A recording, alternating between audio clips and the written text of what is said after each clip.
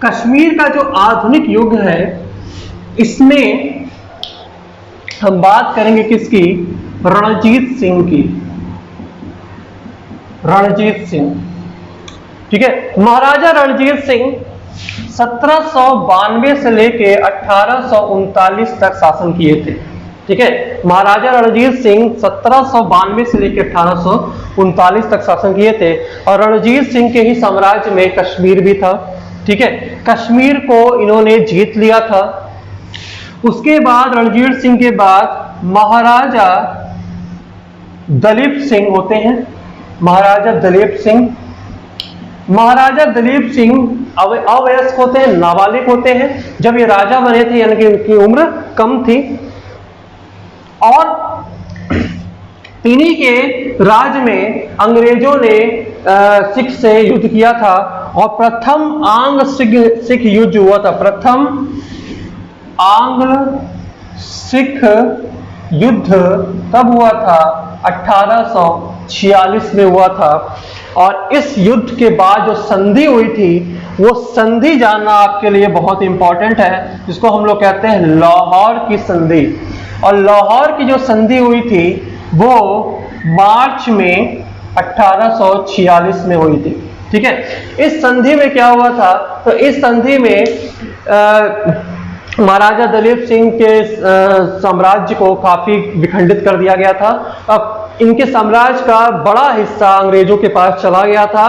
सतलज नदी के पूरब की दिशा में महाराजा दलीप सिंह का शासन होगा, जबकि सतलज नदी के पार जो होगा वो अंग्रेजों का शासन होगा।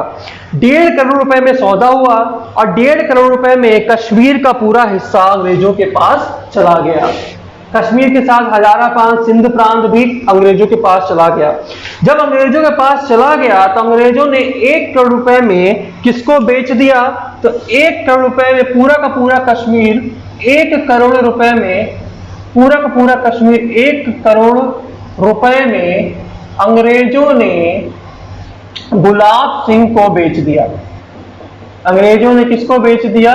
तो गुलाब सिंह को बेच दिया। अब आप सोच सकते हैं कि कश्मीर की क्या वैल्यू रही होगी, जहां पर श्रीनगर, डल झील जैसे चीजें देखने को मिलती हैं, पर्यटन के लिए इतना खूबसूरत है, मौसम के प्रति इतना अनुकूल है, और ये इतना बड़ा एरिया 1 करोड़ रुपए में अंग्रेजों ने दलीप सिंह को बेच दिया। खैर, अच्छी बात यह है कि भारतीय के पास आ गई, ठीक है। गुलाब सिंह के बाद जब ये चला गया तो गुलाब सिंह के साम्राज्य के इनके जितने भी वंशज हैं उनके पास यहाँ पर मालिकाना हक रहा। और इसका जो आखिरी वंशज था वो था हरि सिंह। हरि सिंह 1925 में राजा बनते हैं और 1952 तक ये राजा रहते हैं। 1952 में क्या होता है? 1952 में राजतंत्र वगैरह खत्म कर दिया जाता है और हरि सिंह के साम्राज्य से, हरि सिंह के हाथ से इस साम्राज्य को खींच लिया जाता है। और उसके बाद जिसका नाम आता है शेख अब्दुल्ला के बारे में थोड़ा सा मैं आपको बता दूं कि शेख अब्दुल्ला अलीगढ़ मुस्लिम यूनिवर्सिटी से पढ़ा था, ठीक है। इसने Jammu and Kashmir Muslim conference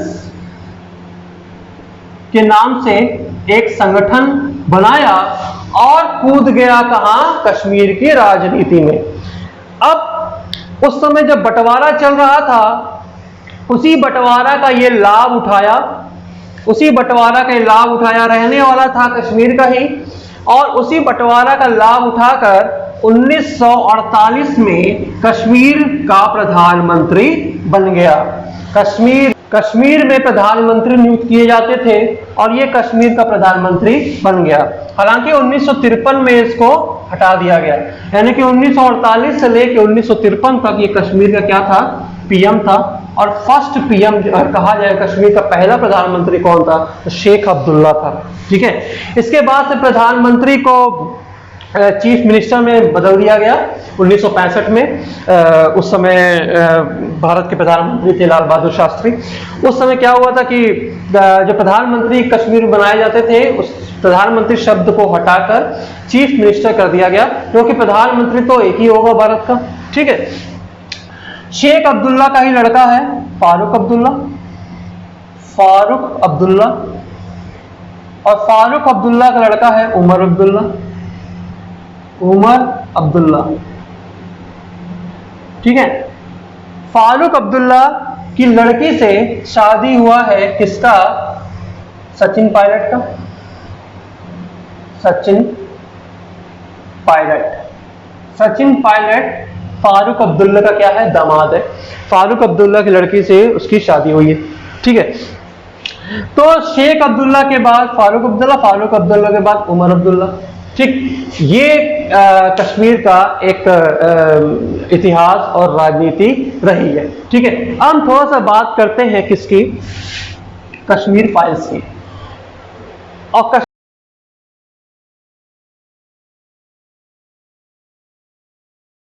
थोड़ा सा बात करते हैं किसकी?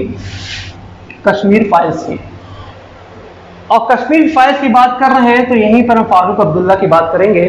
फारूक अब्दुल्ला, शेख अब्दुल्ला 1982 में मर गया। शेख अब्दुल्ला कब मरा? 1982 में मरा। 1982 में फारूक अब्दुल्ला वहां का क्या हुआ? चीफ मिनिस्टर बना। 1982 में फारूक अब्दुल्ला चीफ मिनिस्टर बना। ठीक है, फिर राष्ट्रपति शासन लग गया, उसके बाद से फिर 1986 में चीफ मिनिस्टर बना, और 1986 से लेके 18 जनवरी 1990 तक ये वहां का चीफ मिनिस्टर था। 18 जनवरी को इसने क्या किया? 18 जनवरी को इसने इस्तीफा दे दिया। ठीक है, इसके पहले एक स्टोरी मैं आपको बताता हूं, वो है रुबैया सईद की। रुबैया सईद मुफ्ती मोहम्मद सईद की लड़की थी।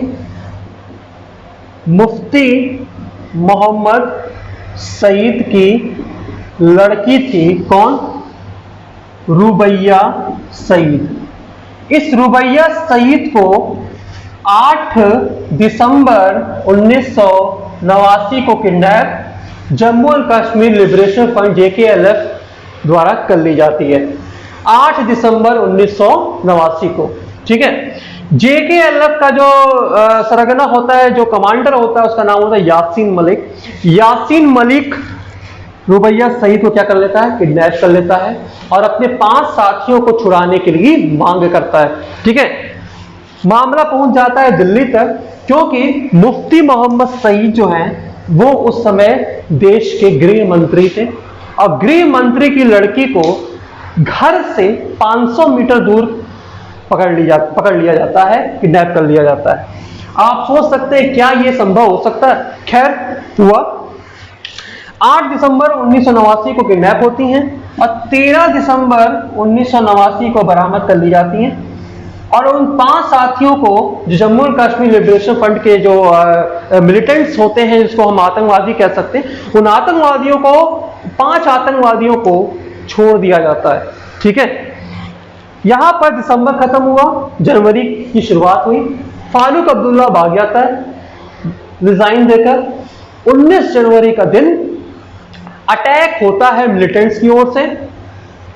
जलीब कलीब सलीब ये नारा लगते हैं, या तो छोड़ दो, या तो भाग जाओ, या तो मर जाओ। ठीक है, और जो कश्मीर फाइल्स में दिखाया वो चीजें आप बिल्कुल जानते हैं। ठीक है, BK गंजू, टीकालाल टपलू, सरला भट्ट, शारदा टिक्कू जैसे लोगों को मार दिया जाता है। 22 लोगों को मौत के घाट उतार दिया जाता है। 7 लाख कश्मीरियों को उनके यहां से भेज दिया जाता है। ये सारी चीजें एक्चुअल में हुई थी, और जो एक्चुअल में जो पिक्चर दिखाया वही घटना घटी भी थी। यासीन मलिक का जब नाम लेता हूं मैं तो मुझे गुस्सा आ जाता है। रुबैया सईद को इसने किडनैप किया, बरामद भी किया, लेकिन भारत सरकार उस पर कोई मुकदमा नहीं चलाई। आराम से वीज़ा दे दी, वीज़ा लेके पासपोर्ट बनवा दिया गया, वो दूसरे देशों में घूम रहा है, शादी कर रहा है, बच्चे पैदा कर रहा है। Jammu and Kashmir liberation front JKLF के ऊपर जो बैन लगाया गया वो 2019 में लगाया गया। पहले क्यों नहीं लगाया गया? अब तक यासीन मलिक क्यों जिंदा है? जब गृह मंत्री की लड़की को किडनैप कर लिया तो क्यों नहीं उसको फांसी दे दी गई? उसने एयरफोर्स के स्क्वाड्रन लीडर को मारा था, रवि खन्ना को मारा था, 4 एयरफोर्स के लोगों को मारा था, 22 लोगों की हत्या कर दी थी। जम्मू और कश्मीर लिबरेशन फ्रंट का नाम वहां भी आता है जब एक एयरक्राफ्ट को इन्होंने हाईजैक कर लिया था और श्रीनगर से जम्मू जा रहा था, उसको लेके लाहौर गए थे, बाद में उसमें बम उड़ा दिया। तो जब ये सारी चीजें आती हैं तो क्यों नहीं Jammu and Kashmir liberation front को पहले ही बैन किया गया, 2019 में क्यों बैन हुआ? तो ये भी एक बहुत बड़ा क्वेश्चन मार्क है। यासीन मलिक अब तक क्यों जिंदा है? ठीक है, बिट्टा कराटे क्यों अब तक जिंदा है, क्यों नहीं उसको फांसी दे दी गई? तो ऐसे लोगों का जब नाम आता है तो बहुत सारे क्वेश्चंस भी खड़े हो जाते हैं। ठीक है, बहरहाल आप इस वीडियो को जरूर लाइक एंड शेयर करिए, दूसरे लोगों तक पहुंचाइए। ठीक है, धन्यवाद।